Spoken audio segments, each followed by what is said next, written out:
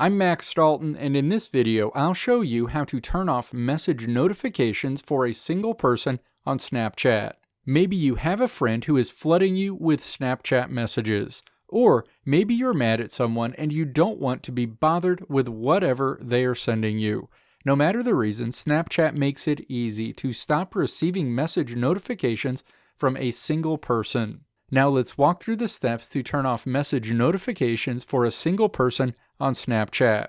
Step 1. Navigate to the conversation with the person on Snapchat who you want to turn off message notifications for. Step 2. Tap that person's profile icon. You'll land on that person's Snapchat information screen. Step 3. Tap the ellipses at the top of this screen. A menu is displayed. Step 4. Tap Chat Settings in this menu. You'll see chat setting options for this specific conversation. Step 5. Tap to toggle off message notifications. You'll no longer get message notifications for that specific person on Snapchat going forward. Let me know if this video helped you out in the comments below. If you liked what you saw here, click the video links on the right side of the screen to check out another video.